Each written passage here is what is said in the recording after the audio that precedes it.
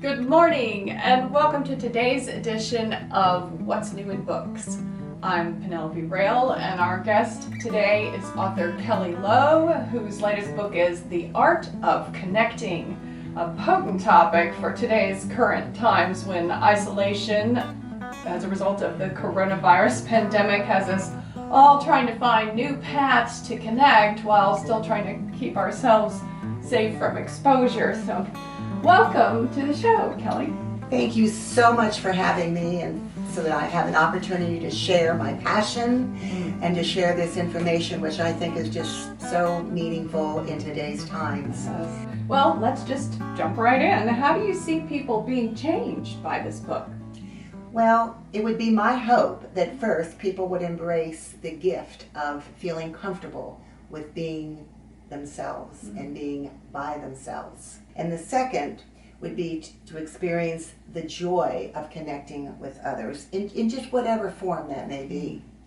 Well, one of the points you make in your book is that being lonely is really not the same as being alone. So you share life stories from several famous celebrities that illustrate that even though people that are rarely alone can still feel lonely. So Patrick Swayze and Dolly Parton were a couple of examples, and Jimmy Buffett even wrote a song about it.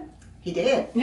And one of my favorite movies that I've seen umpteen times is Dirty Dancing with Patrick Swayze. I've always loved Patrick Swayze.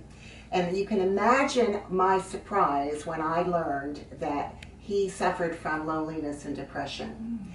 That no matter how famous you are, no matter how successful you are, or how many people you have around you, or what you're doing, you can still be lonely.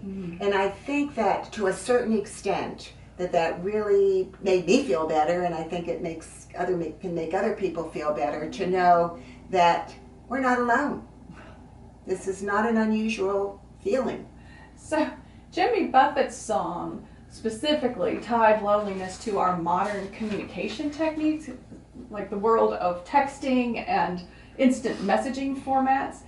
Many of the therapists you spoke with also pointed to this irony of a culture that's always in touch, but as still lonely in our brave new world. Well, anyone that knows me knows that I'm a parrot head. I have been a Jimmy Buffett fan forever. Seen him umpteen times in concert. And he wrote, which is one of my favorite songs, Everyone's on the phone, so connected and so alone. And that song was actually written long before internet was so popular and iPhones were so popular. And it was an epidemic then, has become even more so now. And some of the therapists that I interviewed confirmed and said that Facebook, Twitter, tweet, iPhone, all contributes to feeling lonely or feeling bad about yourself because you think everyone's having more fun than you are. And therefore, you never feel really satisfied and you don't really get in touch with yourself. So I think it's important to let go of some of those habits which our youth are so getting into right now, unfortunately. So you had recently published a book on recovering from loss called The Sun Always Rises, when a Sunday morning network TV show triggered your thoughts about this epidemic of loneliness? Yes, I remember that very well. It was just before Valentine's Day. And people tend to become more lonely, I think, around that particular holiday.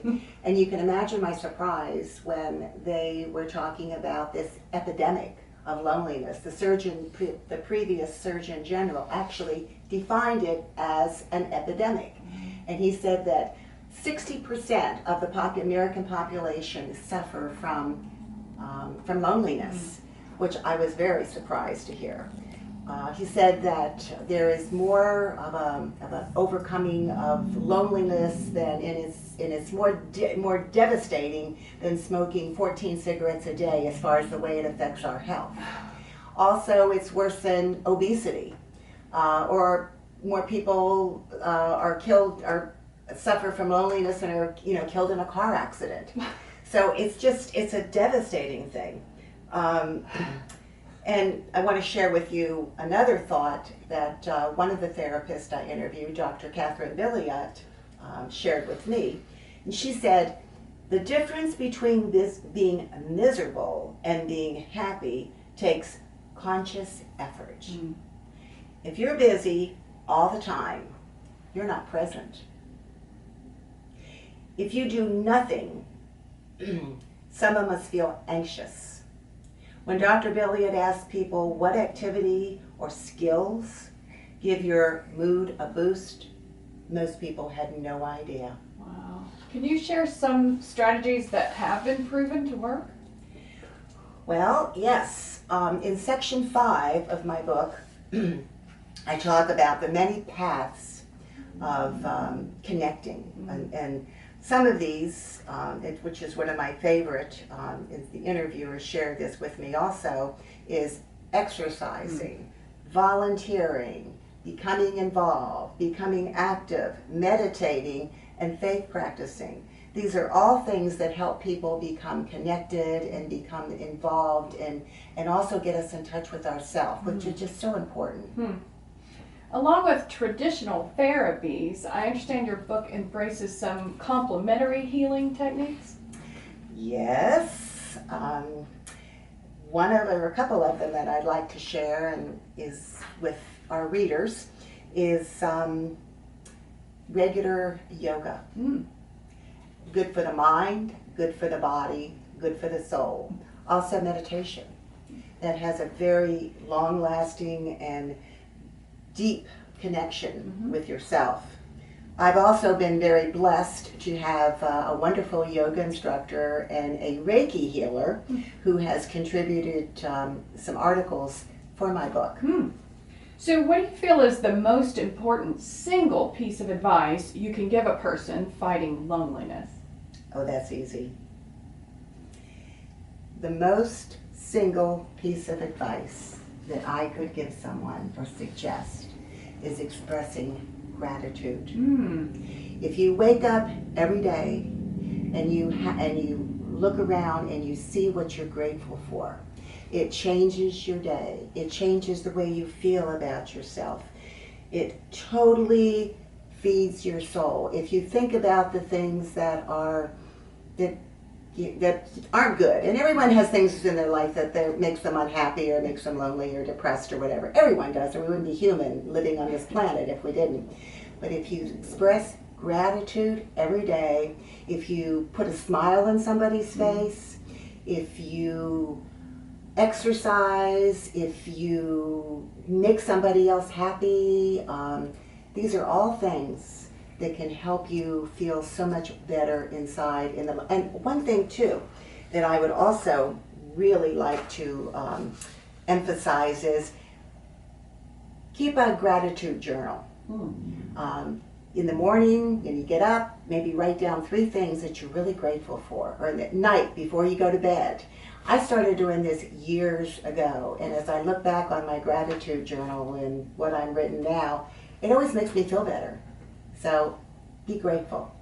Wow, that's a great, simple piece of advice, but so powerful.